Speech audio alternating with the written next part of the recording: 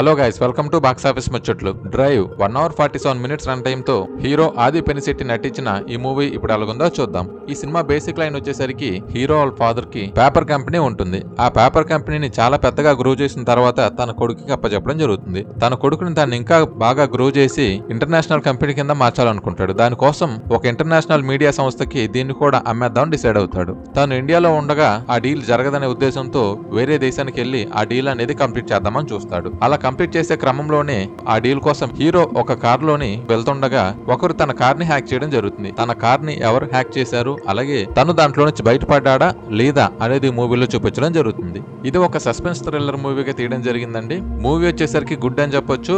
Direction వచ్చేసరికి బాగుందండి. Flash back scene కూడా బాగానే ఉంటుందండి. సినిమాని ఫ్యామిలీతో చూడొచ్చు అంటే చూడొచ్చండి. ఈ సినిమాలో ఎటువంటి అడల్ట్ కంటెంట్ అయితే లేదు. క్లైమాక్స్ లో వచ్చే ట్విస్ట్ బాగుంటుందండి. అలాగే ఇంటర్వెల్ సీన్ కూడా బాగుంటుంది. స్టార్టింగ్ నుంచి ఎండింగ్ వరకు ఎక్కడ కూడా బోర్ కొట్టకుండా సినిమాని తీసుకెళ్లడం జరిగిందండి. ఈ సినిమా రన్ టైం కూడా తక్కువ అండి. 1 hour 37 minutes లో కంప్లీట్ అయిపోతుంది. ఎవరైతే ఒక మంచి సస్పెన్స్ థ్రిల్లర్ మూవీ చూసి ఎంజాయ్ చేద్దాం అనుకునే వాళ్ళు ఈ సినిమాని ఖచ్చితంగా ట్రై చేయండి. యాక్టింగ్ పరంగా చూసుకున్నట్లయితే ఆది పెనిశెట్టి గారి యాక్టింగ్ వచ్చేసరికి చాలా బాగుందండి. మిగతా కాస్ట్ కూడా యాక్టింగ్ బాగా చేయడం జరిగింది. ఫైనల్ గా రేటింగ్ అండి, ఇది నా పర్సనల్ ఒపీనియన్ మాత్రమే. ఈ మూవీకి నేను ఇచ్చే రేటింగ్ 3. ఈ వీడియో కనుక మీకు నచ్చినట్లయితే లైక్ చేయండి. మరిన్ని వీడియోస్ కోసం నా ఛానల్ ని సబ్స్క్రైబ్ చేసుకోండి. Thank you for watching.